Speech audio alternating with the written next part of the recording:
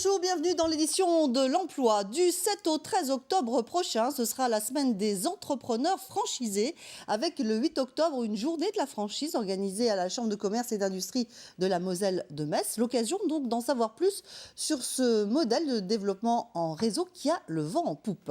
Pour en parler, nous recevons Yves Brouchet qui est membre de la Fédération française de la franchise et directeur général également d'Éléphant Bleu. Yves Brouchet, bonjour, merci beaucoup d'être avec nous. Tout d'abord, un petit rappel quand même sur le principe même de la franchise. C'est très simple, en fait, pour faire un réseau de franchise, il y a un franchiseur et des franchisés.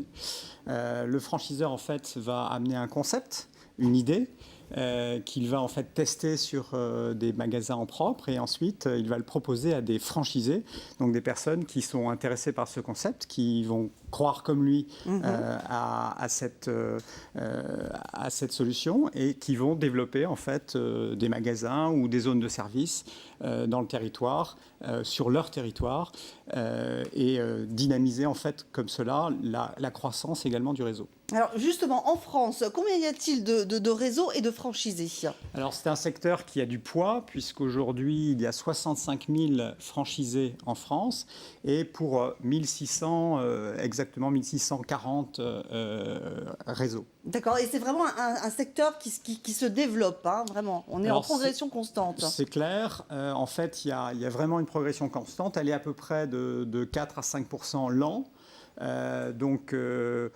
On comptait il y a une 25-30 ans moins de 100 réseaux, aujourd'hui 1600. Et on a constaté avec notamment l'étude que fait la Fédération française de la franchise en collaboration avec les banques populaires et avec le CSA, on constate entre 2011 et 2012 encore une croissance de 5%. Dans un contexte qui, il faut le rappeler, est quand même un contexte de crise. Justement, comment on explique ce succès ? Alors, je crois que en fait, c'est vraiment, je dirais, la conjonction d'éléments. C'est d'abord des éléments forts qui sont un partenariat et donc qui provoquent une dynamique. On a d'un côté le franchiseur, de l'autre côté, en fait, un franchisé qui va, je dirais, cultiver son jardin, labourer son champ et être extrêmement performant au niveau local, ce qu'un franchiseur peut moins être ou en tout cas sur un nombre de points de vente ou de points de service plus limité. Donc il y a vraiment ici un cocktail qui fait qu'il y a du développement, il y a une dynamique qui est apportée, sachant que chacun est dans son rôle et a sa mission. Très bien. Alors, vous restez avec nous. Effectivement, se lancer dans une affaire, ouvrir sa propre boutique, ce n'est pas toujours évident, surtout en période de crise. Vous venez de l'évoquer. Beaucoup, donc, choisissent de s'appuyer sur un réseau de franchise pour franchir le pas. C'est le cas du Comte, ex-salarié de Kléber. Aujourd'hui, il est devenu son propre patron en ouvrant un magasin de cartouches d'encre, un secteur qu'il a découvert lors de cette reconversion réussie. Reportage d'Evelyne Billot, Guy Souter et Edith Le Goff. Quand on était chez Michelin, chez Kléber, quand il y avait une cartouche à changer, on se sauvait. C'était vraiment l'inconnu, quoi. Et aujourd'hui, oui, on connaît, on est des spécialistes, on est des pros de la cartouche. Le résumé d'une reconversion. Comte, qui ne savait pas changer une cartouche, choisit d'en faire son métier en ouvrant une première boutique à Nancy. Créer sa propre affaire, il y avait souvent pensé.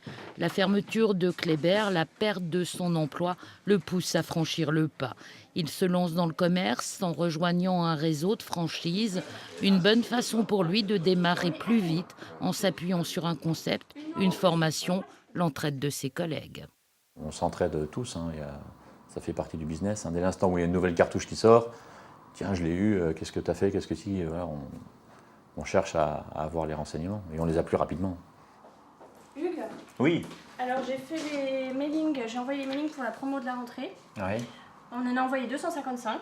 Parfait. La rapidité dans la réponse aux clients, la rapidité aussi dans merci, l'apprentissage de sa nouvelle vie. En 5 ans, Comte a ouvert 4 magasins.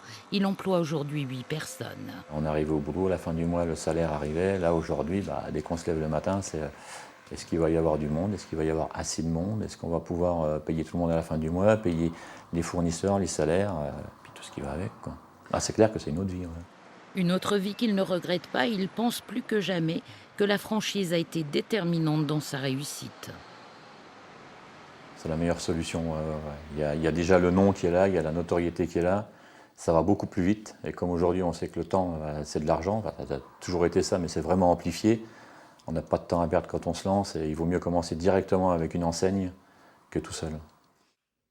On vient de voir cet exemple d'Hugues, effectivement, une reconversion, c'est souvent le cas. Oui, tout à fait. En fait, il y a aujourd'hui, avec l'enquête que nous avons, nous pouvons dire que 69% des franchisés sont d'anciens salariés. Donc c'est vraiment c'est la majorité.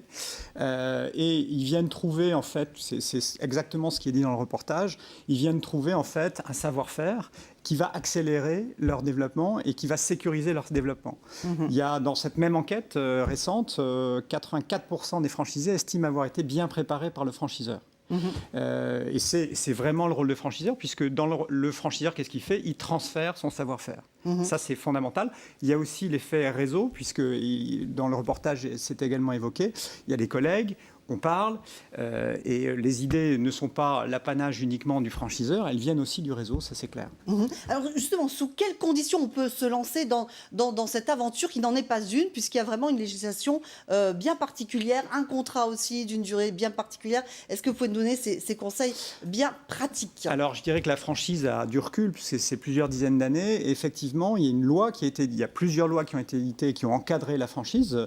La principale, c'est la loi Doubin, qui régit les choses que doit faire le franchiseur, ce qu'il doit faire et ce qu'il doit apporter de façon obligatoire, légale, aux franchisés, ce qui sécurise effectivement l'environnement et la relation. Alors justement, qu'est-ce qu'il doit apporter? On doit partir sur un modèle qui est bien étudié, on ne se lance pas comme ça au hasard. Oui, aujourd'hui plus de 1600 franchiseurs, mais un franchiseur va, je le disais tout à l'heure, créer un concept et puis il doit le valider. Ça veut dire qu'en fait, il va mettre son propre argent pour cela. On ne devient pas franchiseur comme ça du jour au lendemain.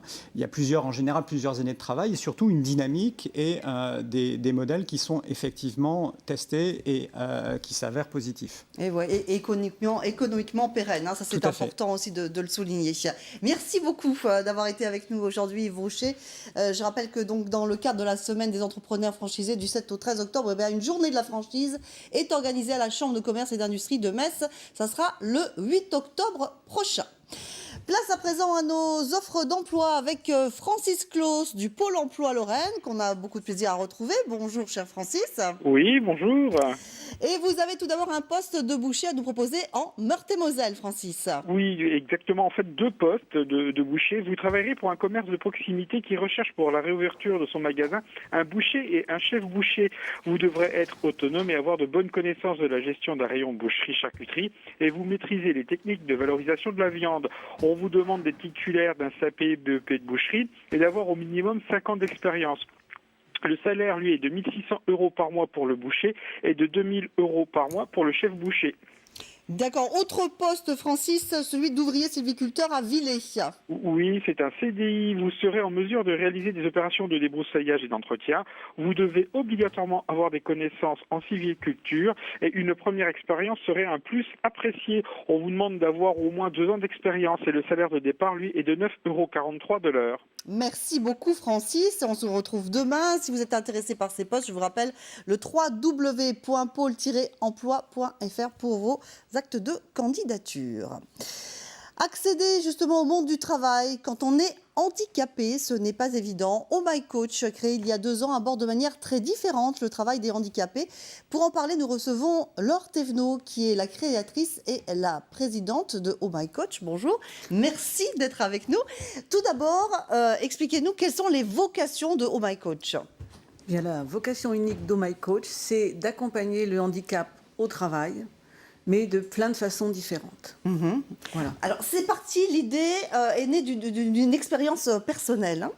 Oui, à l'origine, je suis sourde, et pas un peu, beaucoup, et depuis que je suis toute jeune.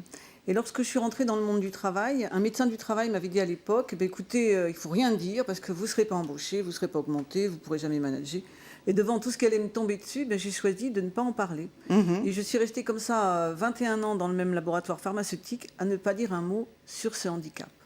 Alors, on va quand même rappeler, on a un chiffre, l'obligation de l'employeur d'avoir des personnes handicapées au sein de l'entreprise. Tout à fait. Les lois en France oblige les employeurs et la fonction publique à avoir 6% de personnes handicapées, sous peine de payer des contributions, des taxes à un organisme nommé l'AGFIP pour le privé. Alors vous le disiez, aborder le travail de manière très différente. On abordera un autre volet demain, mais tout d'abord plusieurs approches. Par exemple, les bilans de compétences, mais ce n'est pas la seule approche. Tout à fait. Alors en fait, on va travailler dans le handicap, mais on va faire de plein de façons différentes. Donc on va faire du coaching, coaching de manager, coaching d'équipe, coaching de travailleurs handicapés pour faciliter donc l'arrivée de la personne. On va faire des bilans de compétences spécialisés dans le handicap. On va faire aussi des formations, formation de manager, formation de tuteur, formation d'équipe et de la sensibilisation. Est-ce qu'il y a des postes encore qui restent vraiment encore inaccessibles aux personnes handicapées? Alors la réponse est délicate. Il y a des postes pour lesquels il est difficile de trouver une personne handicapée en adéquation. Voilà, parce qu'ils demandent soit une technologie, soit des difficultés posturales, il y a plein de raisons. Ce n'est pas toujours facile de trouver l'adéquation entre la bonne personne et le poste. C'est pour ça que ça reste difficile, l'intégration. Alors, vous nous donniez votre exemple personnel il y a quelques instants. Ouais.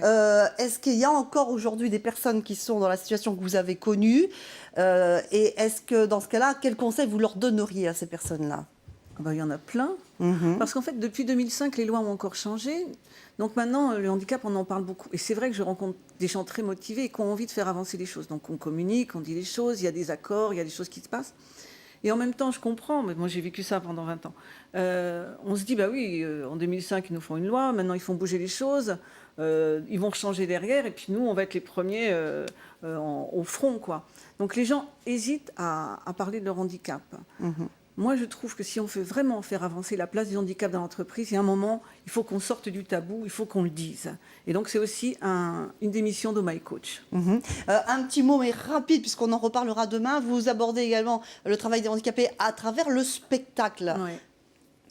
Alors, juste un mot, super. 2 mots. 2, je vous en accorde 2. 2 mots, c'est super. C'est super. Et pour en savoir plus sur c'est super. Donc le travail des handicapés à travers le spectacle, effectivement. Ouais. On va apprendre plein de choses avec vous demain. On se retrouve donc demain dans une autre émission et vous saurez tout sur cet aspect des choses. Merci beaucoup d'avoir été avec nous. À demain avec vous également. Je vous souhaite de passer une très belle journée.